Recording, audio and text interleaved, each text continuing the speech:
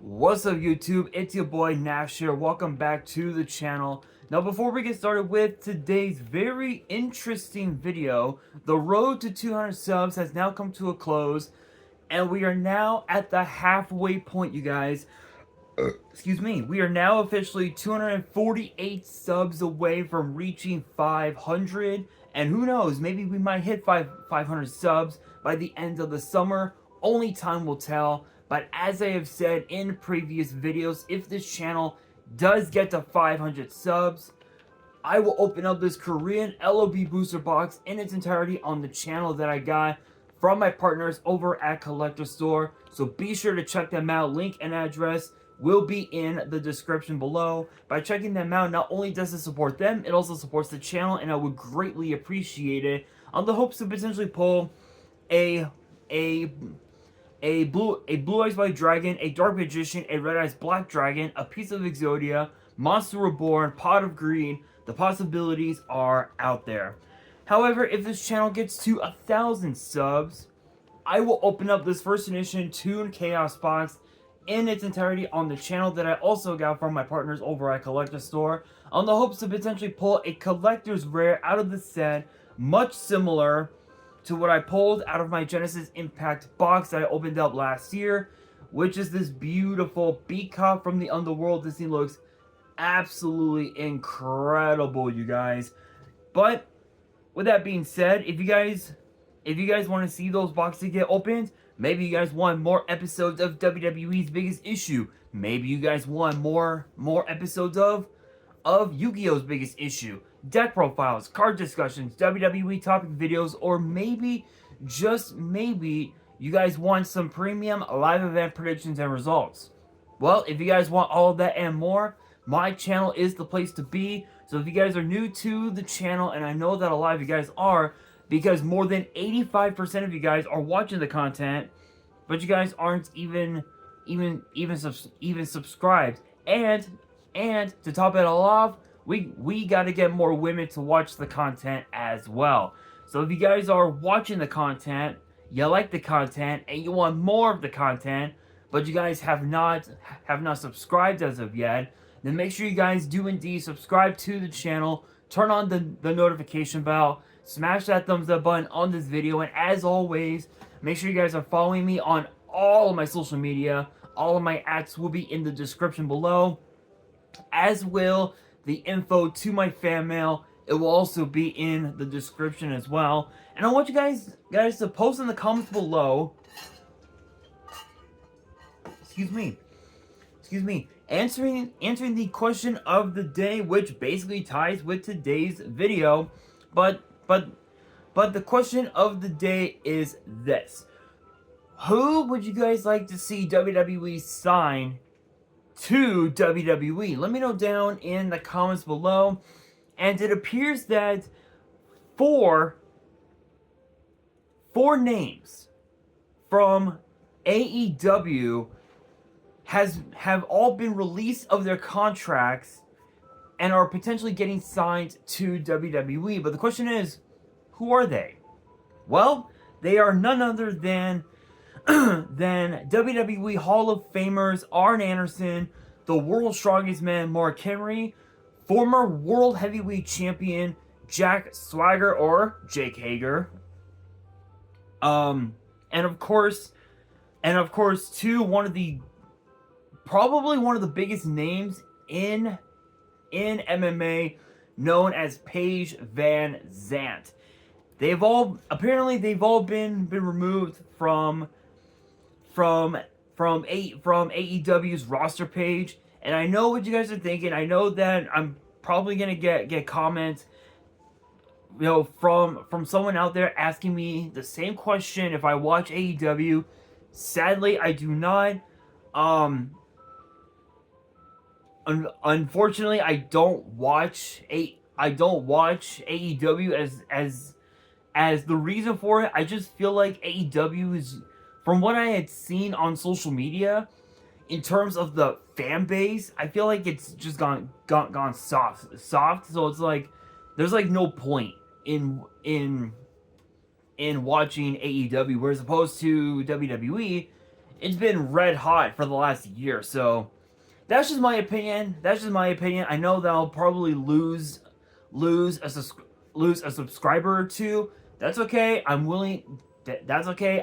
I can accept that. But but it's only one man's opinion. But funny but funny thing is that in the case of both Arn Anderson and Mark Henry, they actually the both of them announced that they were going to be leaving that promotion ahead of time, where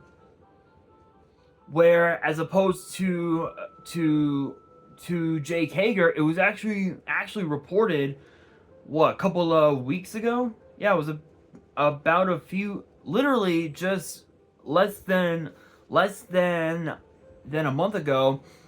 It was reported that he and AEW have mutually decided to part ways. So obviously they could not reach a brand new deal. So that's that. As far as Paige goes, it's a bit of a weird one, as sources had noted earlier this year that she was no longer with the promotion, and yet for some reason she was still listed as a member of the roster. and according to what I'm seeing here, typically they remove talent from their roster page the moment they've actually left the promotion. So obviously, but apparently, but according to here, as far as Paige Van Zandt goes, she's only made a handful of appearances for AEW. She only had one match teaming with All Ego Ethan Page and a guy named Scorpio Sky, in which they defeated Ty Mello, Sammy Guevara, and Frankie Kazarian at their pay-per-view called Double or Nothing a couple of years ago. Excuse me, and she hadn't been seen on AEW TV for a little over 2 years. So obviously she's been doing her own thing outside of professional wrestling. And as far as Arn Anderson goes, there's been a lot of chatter that he could be coming back to WWE for the first time in well over well over a decade or so, potentially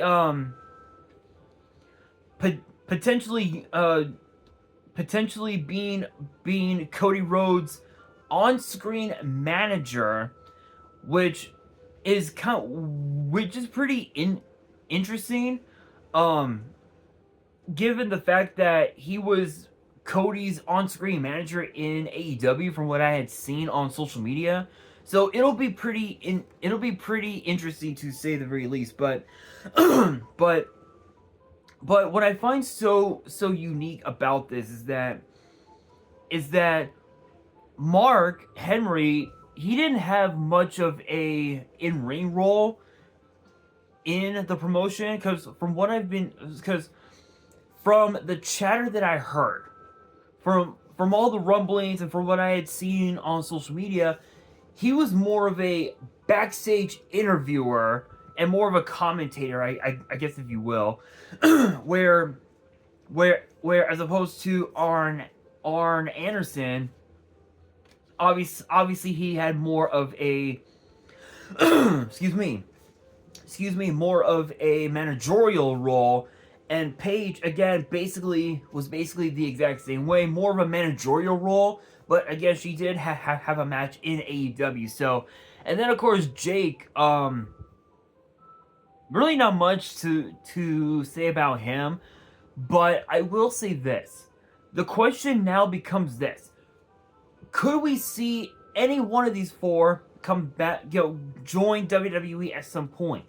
Yes, 100%. As far as like who I would want to see back in WWE, hands down, in my opinion, I would not mind all four of them showing up. But I feel like Paige Van Zandt in WWE would spell out disaster. And the reason why I say that is because we already have one, two, three people, I think four female talent in WWE that have MMA backgrounds. We have Carmen Petrovic and Lola Vice over on NXT, and then of course we have Shayna Baszler over on Raw. So it'll be interesting to see if we'll ever get get to see Paige Van Zandt in the ring, but I highly doubt it. So as much as I would love to see Paige Van Zandt in WWE, I think it'll spell out disaster, mainly because of the fact that there aren't a whole lot of people that Shayna Baszler don't like. There's a whole lot of people that she doesn't like, but there's only a small handful that she likes, to the extent where she would be their tag team partner, and obviously that would be Zoe Stark. And obviously they've had quite a few matches over the last year and a half, ever since Zoe Stark got into the main roster from NXT. But Jake Hager, on the other hand, it comes down to how he gets booked, because when he was a part of ECW, he was booked pretty decently. I will admit, he was booked pretty decently, and he had a pretty decent run as ECW champion. In fact, I believe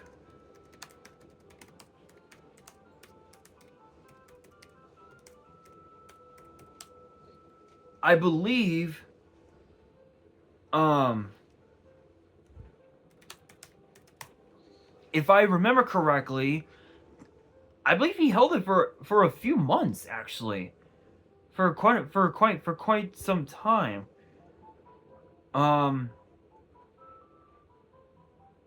Let's see. Let's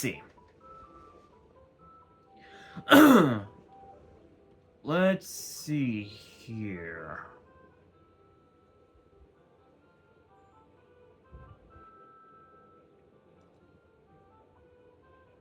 If I am right on this,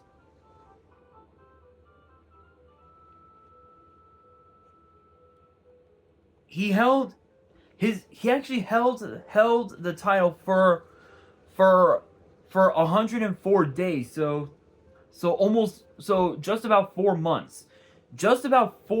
So he was booked pretty decently when he was a part of ECW, but then once ECW just kind of disintegrated completely, he ended up winning money. He won Money in the Bank at WrestleMania 26, and he ended up cashing in just a few days later on Chris Jericho, and he ended up holding on to the World Heavyweight title for 79 days, so just about 3 months there. And then obviously he also became United States champion, and he held that title for actually a couple of months, actually.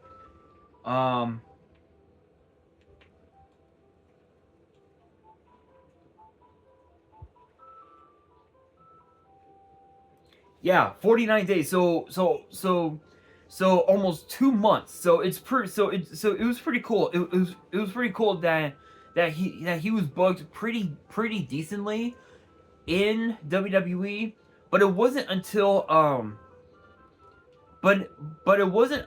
right around 2016 where we saw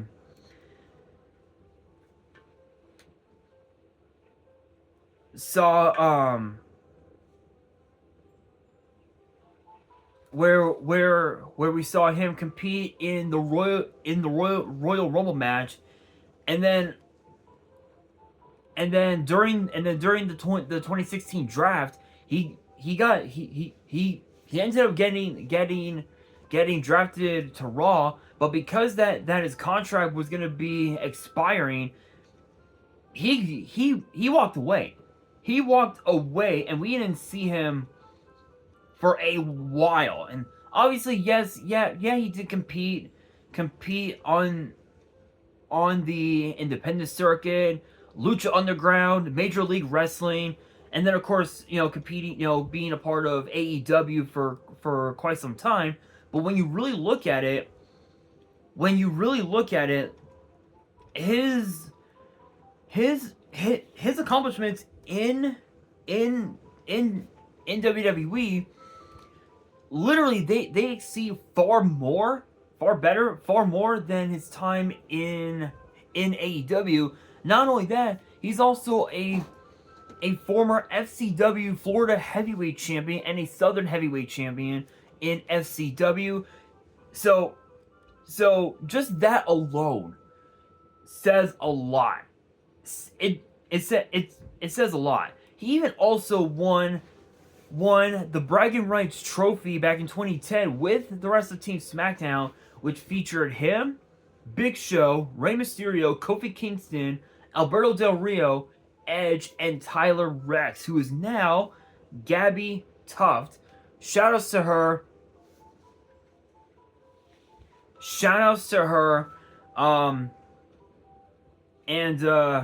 Honestly, I think it would be pretty cool to have her on my here on the channel, just to interview her and see what's been going on. It'd be pretty cool, but yeah. Again, my opinion, I feel like his time in AEW was just a bit lackluster from what I had seen on social media. But his time in WWE, he was booked really decently.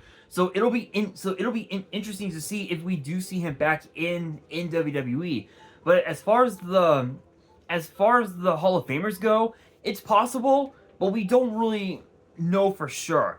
However, as far as Jake Hager, as far as Jake goes, there's been a lot of chatter that he's been in talks with WWE, as has Paige and Mark. But as far as as far as AA goes, nothing's come up. Nothing really much has come up as of yet. But I don't really know if he will show up to WWE. If he does, it'll be interesting to see what direction that they'll put him in. Because for all we know, we might see him manage Cody Rhodes, but we might also see him do something involving NXT, which is possible, but only time will tell. But I want you guys to post in the comments below your thoughts on this whole thing, and do you believe that these guys should get signed to WWE? Let me know down in the comments below, and that'll do it for today's video. Hopefully you guys enjoyed. If you did, make sure you guys smash that thumbs up button. If you guys are new to the channel and you guys want more WWE topic videos in the future, then make sure you guys subscribe to the channel, turn on the notification bell, and of course, make sure you guys are following me on all of my social media. All of my ads will be in the description below, as will the info to my fan mail. It'll also be in the description as well. And on that, this is your boy Nash, signing out.